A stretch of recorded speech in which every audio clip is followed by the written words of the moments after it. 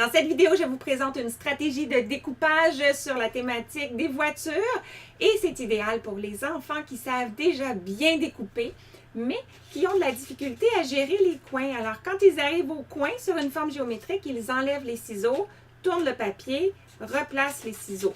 Alors, nous allons leur montrer une stratégie pour laisser les ciseaux en place, tourner le papier et découper. Petit point théorique important avant d'aller plus loin, si les enfants ne font pas d'emblée cette stratégie-là, c'est pas simplement parce qu'on a oublié de leur montrer. Il y a deux raisons pour lesquelles les enfants ne le font pas. La première, c'est que la motricité fine présente un peu d'immaturité. Je vous explique. Pour arriver à laisser mes ciseaux en place et à tourner le papier, je dois pouvoir manipuler aisément mon papier avec ma main non dominante. Qu'est-ce que je fais? Quand je retire les ciseaux et que je les replace, je compense pour ceci. J'enlève mes ciseaux, je prends ma main dominante, je tourne le papier, je replace dans ma main non dominante. Alors, ceci est une compensation pour un manque de motricité fine en lien avec les manipulations dans la main. Les autres enfants qui font ça ont soit été un moment immatures dans leur motricité fine et ont gardé cette habitude-là. Ce sont ces enfants-là qui vont particulièrement bénéficier de la stratégie que je vais vous enseigner parce que leur corps est prêt et maintenant ils n'ont que besoin d'une petite motivation pour faire le changement. Voici le matériel que je vous suggère d'avoir sous la main pour enseigner efficacement la stratégie. D'abord, une paire de ciseaux transformés en voiture avec une petite image de voiture, une voiture jouet, l'outil d'enseignement, la route carrée et l'outil d'exercice de la route carrée et des petits autocollants rouges. Une bonne façon de motiver les enfants avant votre enseignement est de jouer une bonne vieille partie du jeu des feux de circulation. Alors, on se met debout et on attend les signaux de couleur.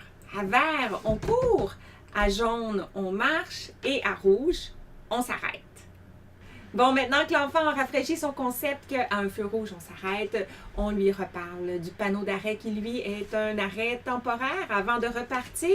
Alors là, vous êtes prêts pour aller vous amuser avec la route carrée et la petite voiture. Jetez un coup d'œil.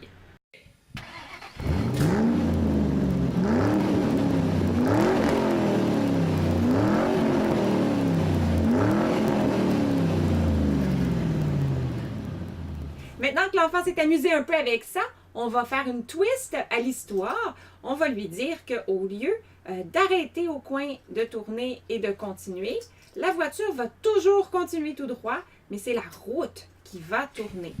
Allons voir ce que ça donne. Les enfants aiment les sons, donc choisissez un bruit et amusez-vous. Vroom, vroom. Et de cette façon, on attire l'attention sur les mouvements différents entre la voiture et la route. Une fois que cela est compris, on peut faire la transition vers la route de pratique et les ciseaux voiture. Et on refait la même procédure. On coupe, coupe, coupe. Quand on arrive au coin, on tourne la route. Et de cette façon, les ciseaux se dirige toujours dans la même direction et c'est la route qui tourne avec notre autre main. Voilà. Une fois que c'est bien compris, on peut généraliser en utilisant des petits autocollants rouges pour mettre sur les coins comme aide-mémoire de l'endroit où on doit faire notre stratégie de changement de direction. Alors, on y va. On coupe en ligne droite, j'arrive au panneau d'arrêt, je pratique ma stratégie, je tourne le papier et je garde mes ciseaux dans la même direction. Voilà, j'y arrive et je suis maintenant un champion des changements de direction. Plus tard, le prochain défi sera d'appliquer ce même concept sur les courbes. On prétend alors que le cercle est recouvert de plusieurs petits panneaux d'arrêt, ce qui fait que nous devons tourner constamment la route pendant que nos ciseaux voiture avancent. C'est un petit peu plus compliqué, mais avec beaucoup de pratique avec les formes géométriques, c'est certain que je vais y arriver. Si l'enfant que vous accompagnez a appris à bien tenir les ciseaux avec le truc de l'autobus, simplement remplacez la voiture par l'autobus pour conserver la thématique avec laquelle il est habitué. J'ai toujours beaucoup de plaisir à enseigner la stratégie de changement de direction avec la main non dominante avec les outils de la route carrée. Je suis convaincue que vous en aurez aussi et si vous vous demandez comment obtenir ces outils-là, c'est facile, simplement sous la mini-formation, sous la capsule, vous pouvez les télécharger.